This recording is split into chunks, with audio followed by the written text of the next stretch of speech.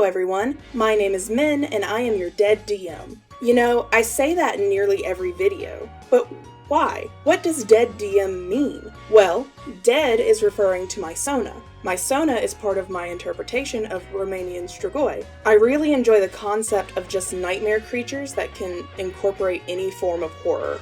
Whether it's a witch, a werewolf, a vampire, many of the times the creatures are undead.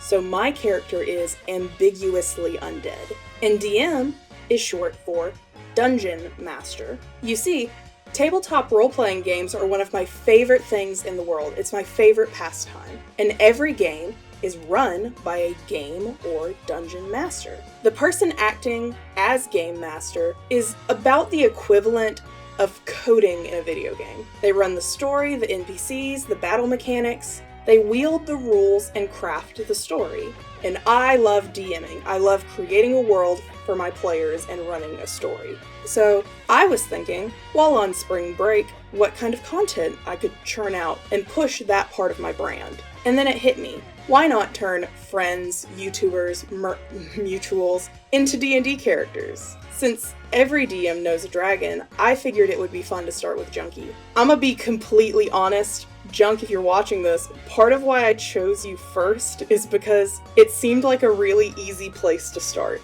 Let me explain. In D&D, there are races of different humanoids that players can play as. Humans, elves, dwarves, those you may be familiar with, but also things like Dragonborn. And I figured, what could be easier than making a dragon into a Dragonborn? I also figured if any hardcore D&D fans are watching this, this would be a good place to make them angry. So let me read some D&D lore for this to make sense.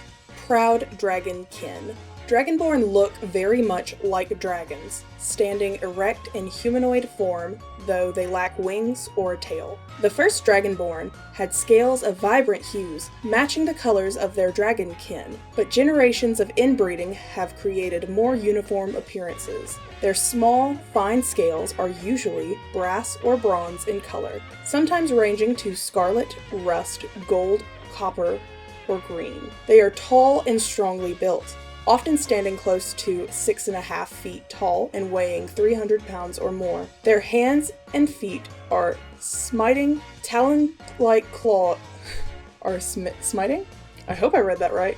Talon-like claws with 3 fingers and a thumb on each hand. The blood of a particular type of dragon runs strong through some Dragonborn clans. These Dragonborn often boast scales that more closely match those of their draconic ancestors. Bright red, green, blue, or white. Lustrous black, or gleaming metallics like gold, silver, brass, copper, or bronze.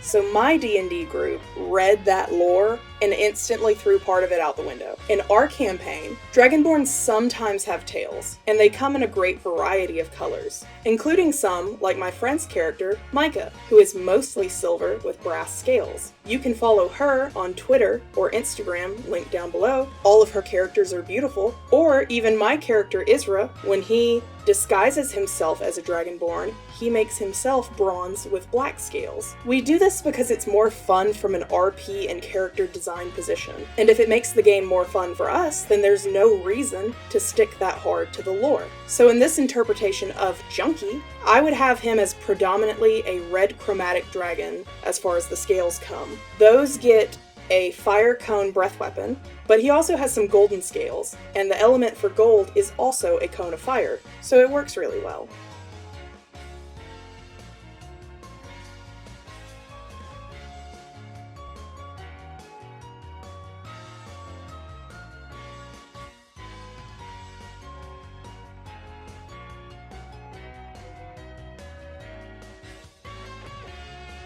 Another fun thing about Dragonborn lore is that they live in self-sufficient clans. There's a lot of lore about that that's not really necessary or relevant right now, but a great adventure start or character motivation could be a Dragonborn getting separated from their clan and either wanting to find it or wanting to find a new form of clan. But you can make your characters that don't follow D&D lore at all. You can just have a random Dragonborn out there doing whatever. Anything goes. It's Dungeons & Dragons. As far as a class goes, I was stuck between Barbarian, Bard, Monk, or Rogue. I feel like Junkie, or at least as a character, Junkie would be really good as like a physical fighter kind of character, but not a fighter. I think his character would look really awesome with a big screw you axe, but I didn't feel like drawing one. In the end, I was mainly thinking about barbarians.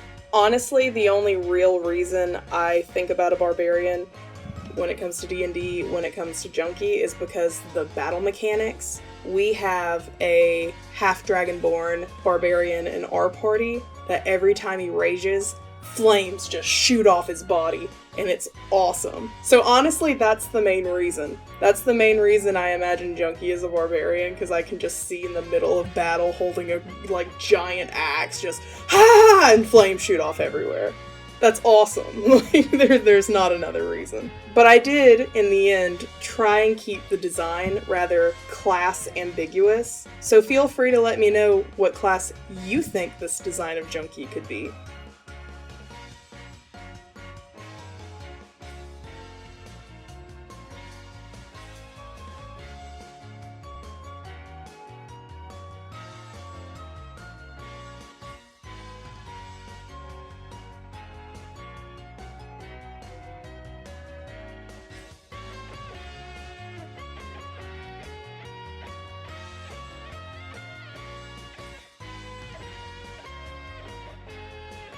A normally forgotten part of making a D&D character is their background. It's not exactly their backstory, but it does segue a class and a backstory. Think about the character's background as the job your character does. As far as Junkie goes, I actually picked the easiest possible choice I could think of for this. I feel like most commentators and reviewers easily fit into the category of investigator. This is how D&D describes investigators. Rarer than watch or patrol members are a community's investigators, who are responsible for solving crimes after the fact. Though such folk are seldom found in rural areas, nearly every settlement of decent size has at least 1 or 2 watch members who have the skills to investigate crime scenes and track down criminals. If your prior experience is as an investigator, you have proficiency in investigation rather than athletics.